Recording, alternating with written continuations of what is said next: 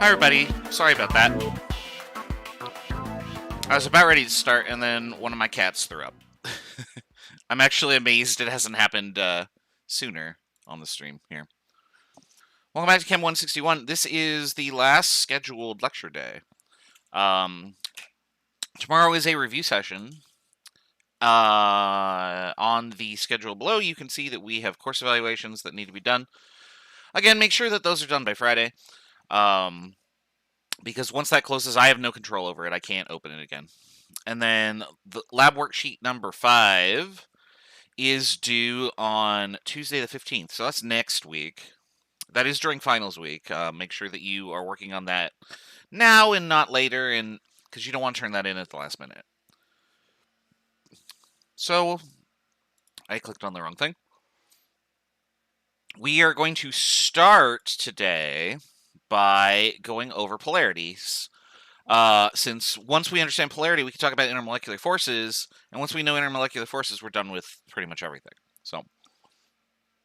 So yesterday we talked about how to draw the geometry of a molecule in exacting detail, and we assigned both a VSEPR or electron geometry and a molecular shape or structure or geometry, whatever phrasing you want to use for that, to a molecule. The VSEPR geometry is the family of shapes that the molecule belongs to. So for instance, tetrahedral, there are 4 electron groups coming out of it. Or trigonal bipyramidal, there are 5 electron groups coming out of it, and so on and so forth. You should know the names of the VSEPR geometries and the number associated with them. So you should know that 2 is linear, and 3 is trigonal planar, and so on and so forth.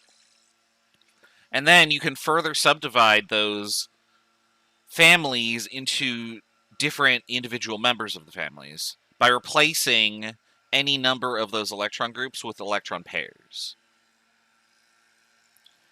And so when you do that, you will end up with a family name, which is the VSEPR geometry or the electron geometry. And then you will end up with a individual molecules geometry, which is the molecular geometry. So now that we know geometry, we're going to talk about polarity because we need to know the structure of a molecule in space. And so this is what we're going to do.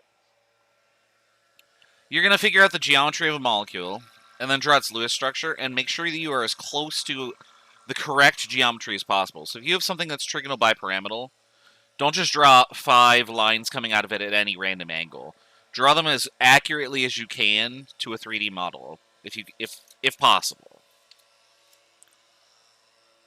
Once you've done that, we're going to look at the polarity of each bond individually, and we're going to use arrow notation to do this. So if I have like a B connected to an F, I'm going to point all the arrows towards fluorine.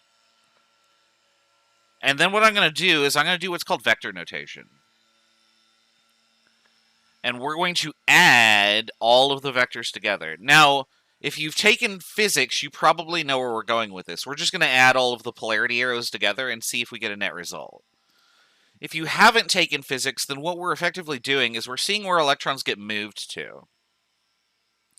So electrons are pulled from the central atom or pushed to the central atom, and possibly farther, depending on what atoms are connected to it. So, for example, if I have a carbon and an oxygen connected to each other, the electrons are going to get shoved towards oxygen. But if I have 2 oxygens and they're opposite each other, they're both going to pull in opposite directions, and the electrons essentially end up where they started. Kind of like if it was tug of war, and carbon was the bowl of electrons that they were pulling from, or whatever.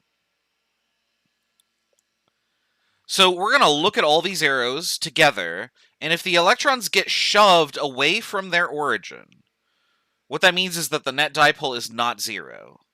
There is some leftover vector that we're going to call the molecule polar. Now, if the electrons end up being shoved around and then they return to their origin, and the net dipole moment is 0, then the molecule is nonpolar.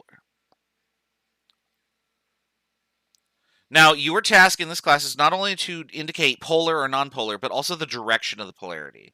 We're going to try and show that with some examples here. So, Like I was describing with CO2, we could draw the molecule like this, and I can write the polarity arrows over it. Remember how we calculate polarity arrows. The way that we do that is to cry because the tablet doesn't work and I have to reboot the computer. Of course it doesn't fucking work. Of course it doesn't work. It's just my luck.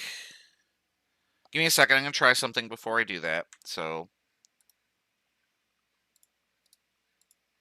we're going to just close everything down, and I'm going to take the... Oh, I don't think this is going to work, actually. The one day I need all the lecture time, and my tablet doesn't fucking work.